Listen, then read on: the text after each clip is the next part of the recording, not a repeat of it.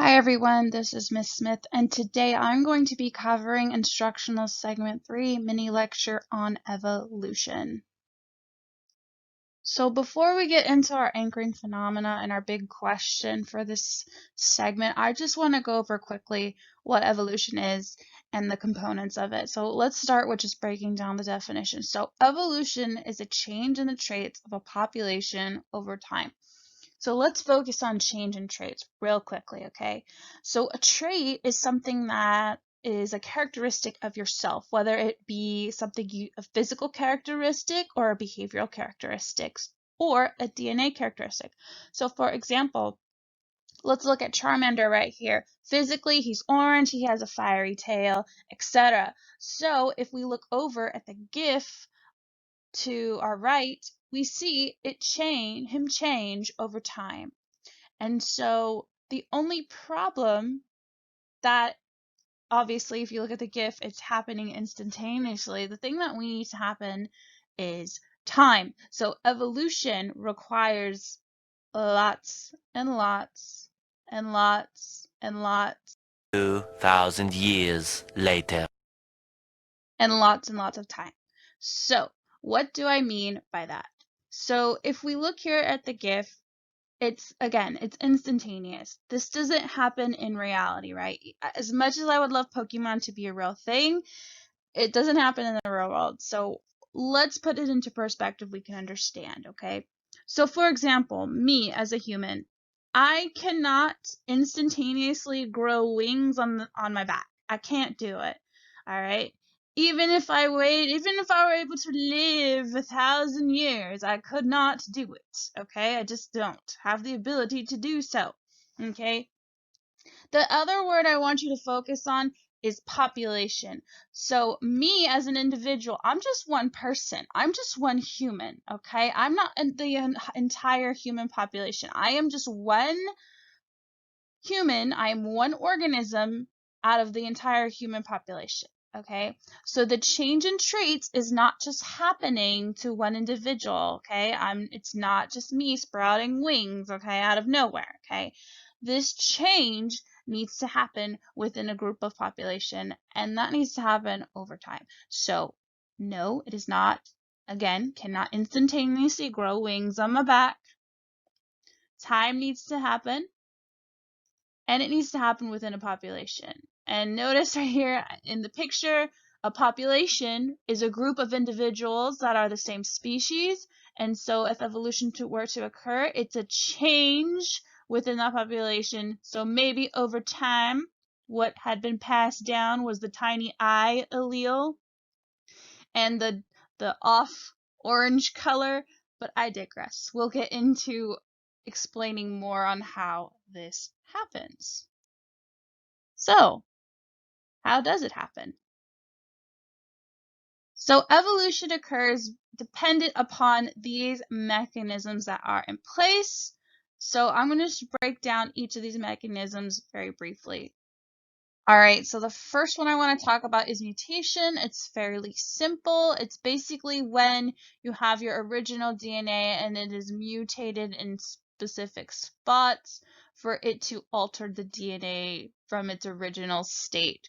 So how does a mutation happen? Usually it happens via radiation, being exposed to chemicals, and then sometimes it could be a random error that happens when your DNA is forming or replicating and that error gets pushed on. That's how a mutation can happen. The next one is going to be sexual reproduction, and what we mean by that. If we remember from instructional segment 4, we talked about the fraternal twins and how they were so different, right? We talked about how one twin received recessive alleles from mom, but the other twin received dominant alleles from mom, and that totally changed how they look. And you can look at your own siblings yourself, right? Even though you may look similar, you're not completely the same person. You're different, right? So sexual reproduction, because of the chances of which alleles you're going to get from mom and dad and crossing over and all of that, that's also a form of how evolution can happen, how we can change over time. The next one is gene flow, and this one is pretty straightforward in the sense of you have two populations.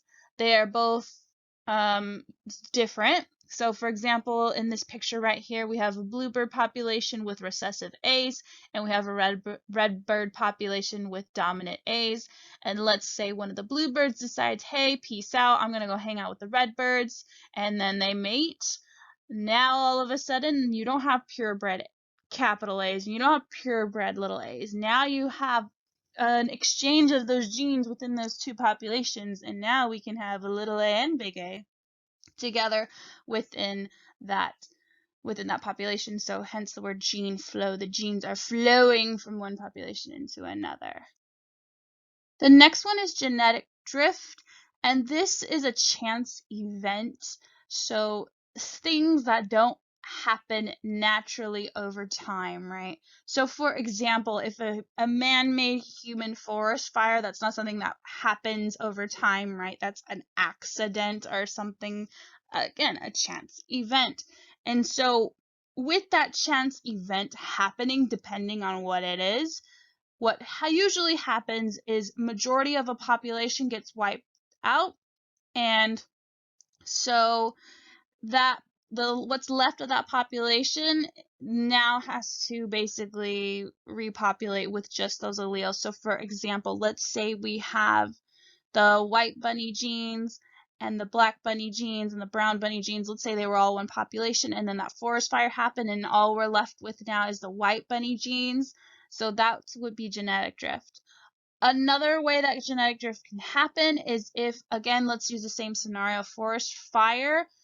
Now all those bunnies, the brown, the black, the white, let's say they were all living harmoniously together, and then that forest fire has now separated those species. So now the white bunnies and the black bunnies and the brown bunnies, they've all separated from each other. They can't reproduce with one another. They're separated from each other. So that would be genetic drift. They're drifting apart. The genes are drifting away from each other.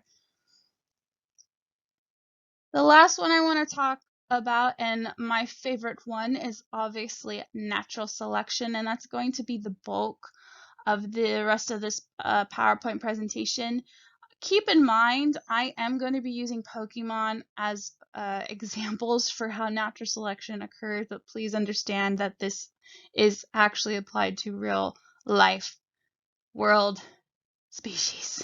All right, let's go and dive into this. So, natural selection. A theory on evolution from Charles Darwin. Natural selection is when nature, the environment, selects which traits will become more frequent in a population based on the survival advantage to individuals with certain traits. Who is still with me? There's a lot of big words being thrown around, and let's go ahead and dissect what the heck that definition meant. And again, I'm going to use Pokemon as my example. So it talked about nature or the environment deciding which traits are going to be basically going to be moved on. So let's say our environment was a lake environment, okay? We have in this environment, we have Charmanders, which is a fire type Pokemon, and we have Squirtles, which is a water type Pokemon. So which Pokemon is the most likely to survive in this environment? Where most likely am I going to see in this type of environment? Well, I'm hoping you pick the Squirtle. And why is it that I'm going to see Squirtle? Well, he's a water type, he's blue, he can swim, he's got a shell. So what traits do I expect to see in this environment? Well, those same traits, right? If I expect to see mostly Squirtles in this environment, in this lake environment, then I expect to see populations within that environment to have these traits.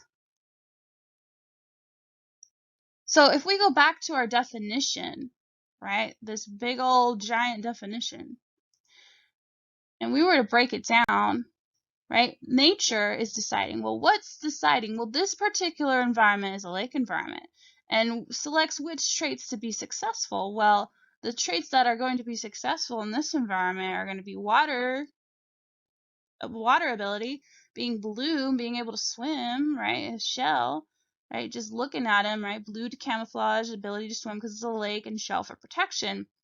And so now it's more frequent in this population, all right? And it's based on survival advantages to the individuals with certain traits.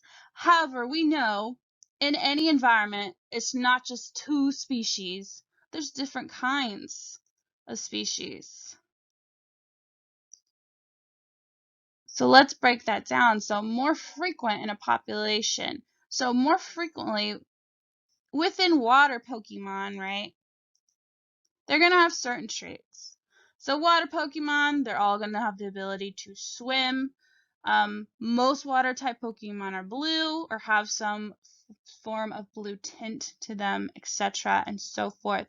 And so these certain traits that have developed are called adaptations. So adaptations are benefits. Benefits in the sense of they're traits that help you survive.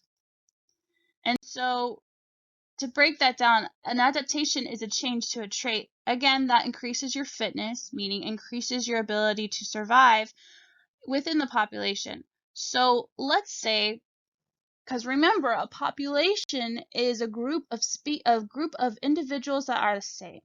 Now, if we look here at the picture, we can clearly see that even though these are all water type Pokemon, none of them are the same type, right? None of them are in the sense of that they're not the same species, right? Like a Lapras is not a Squirtle is not an Omnite, Horsey, etc. Okay, so with evolution, let's again stay with me. Pokemon example.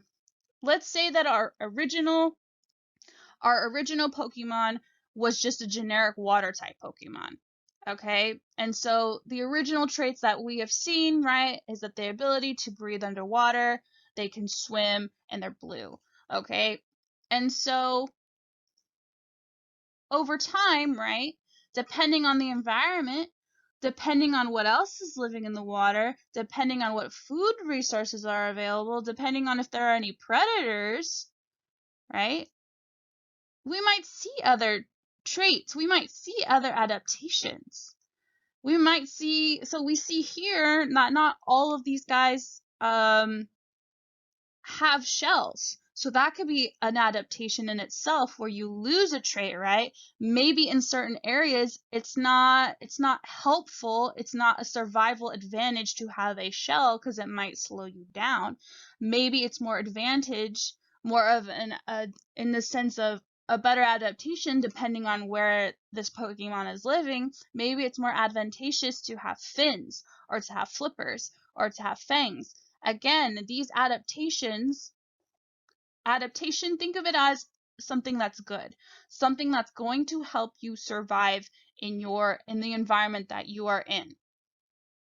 And again, adaptations develop over time because again, the environment can change. The environment is not always going to be the same. And so these adaptations, right, can lead to speciation. So what do I mean by that? If we look here again, even though they're all water type Pokemon, they're not the same species. They're not the same Pokemon. And so what does that mean? So speciation occurs when a group within species separates from other members of its species and develops its own unique characteristics meaning traits. And so the simplest example as far as for evolution is going to be the evolutions, of course. And so dependent upon where this Eevee lived, right, it evolved into different types of Pokemon, different species, okay? Now, if I've lost you because of the Pokemon references, let's bring it to a real life situation. Let's tie it all together. So the famous example for natural selection and Darwin, of course, is going to be his finches. So if we look in the middle where this picture, the middle picture, the original finch, right? That is the original finch, okay? And so over time, that one species of finch has now separated, right? It's split off into different species, into different types of finches, into different finches that are not the same. And so how did that happen? Well, again, it's dependent on the environment. So in this case, for the finches, how did they develop into different finches? Well, it was dependent on the food available to them. So if we look here in the picture, food sources could have been leaves, fruit, insects, grubs, etc. So what is the adaptation that we see within these finches? So what is the advantage? What gives them the advantage to eat fruit or to have leaves, insects, etc.? Well, it's their beaks, okay? So for example, if I'm an insect, let's say I'm a small tree finch, my food source is going to be insects. That I need to live in an environment where there are insects because my beak gives me that advantage to get that type of food source. If I were to be relocated to a place where there's just fruit, I'm now at a disadvantage. My beak is not adapted for that environment. Okay?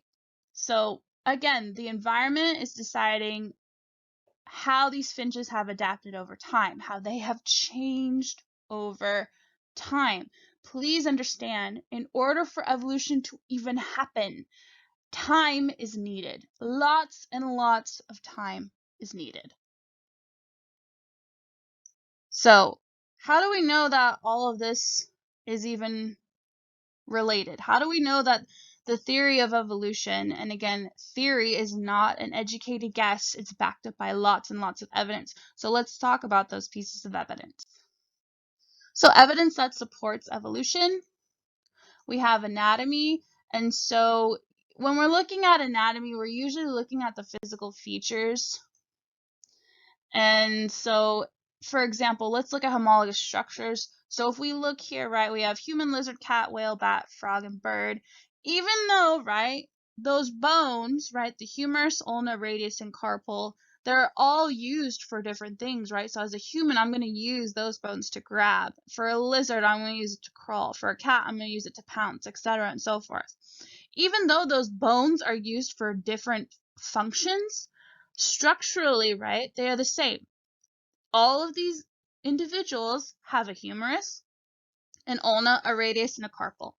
Okay, so even though the function is not the same, homologous, meaning physically they look very similar. So this suggests that because these bones are similar, especially the same amount of bones too, we can conclude that we share a common ancestor from way before that had originally these bones. Another thing we could look at too is embryology. And so embryology is just a study of embryos, so like fertilized eggs. And so if we look at the development of embryos, right, the early stages of an embryo, dependent upon whether it is developing in the womb or in an egg, depending on the species, look how very similar they are at the beginning. The early stages of being an embryo, right, they all have tails, they all have gill slits, they all look fairly the same. Mid-stage, they start to develop into differences. I mean, however, if you look at the tortoise and the chicken, like they still look pretty similar in the mid-stage. It's not until they mature into a mature embryo or fetus that you see really big differences. And so that is another example of how, again, at some point in time, common ancestor, we had this same embryo, this same type of embryo going on. The next piece of evidence is fossils, and that's the most common that people remember. And so fossils are just documents of things that are now extinct and show relations to present-day species. So most of the time we either see an imprint in dirt or bones, etc. And so if we look here at the bottom, we have a modern-day penguin and we see the skull structure of it. And then the fossil is a spear-billed penguin. And notice how they look very similar, but what has changed over time? Well, the modern day penguin does not have a big giant beak, and that could be because maybe it's not advantageous to have a big giant beak. That seems pretty heavy to carry. The reason why fossils are very difficult to find is just how they're made. They have to be like in perfect temperature and pressure in order for those bones to maintain for long periods of time. Because if they're not in the perfect environment to maintain the bones, those bones are going to degrade and eventually whittle down into nothing. So that's why fossils are a lot harder to find, but they are great evidence to support evolution, especially something that you could visually see. The last piece of evidence, of course, is going to be molecular biology, and that's just where we're talking about DNA and genetic coding. And so if we remember from IS3, again, we talked about protein synthesis, and we were coding for DNA to RNA, etc. With this modern day technology, we can now pinpoint actual differences within the DNA of different species. As you and also within amino acids. So if you see right here in the picture to the left, we see similar or sequencing for amino acids for hemoglobin molecules, and that's just how your blood cells something to do with iron. And so look how all of us have that histidine, but then we have certain places within the sequence that are different.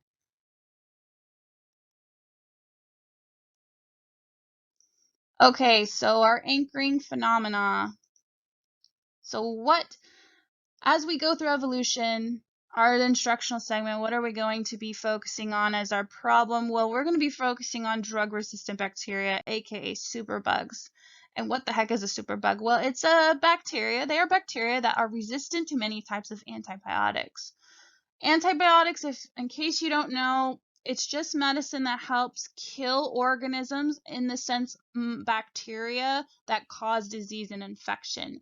However, if something is resistant, that means that that bacteria cannot be killed by antibiotics. And that's incredibly important because if you have a sickness and you take these antibiotics, but the antibiotics aren't working because the bacteria you have in your body can't be killed by these antibiotics, well, then how the heck are you going to get rid of these drug-resistant bacteria? And that's kind of our big question.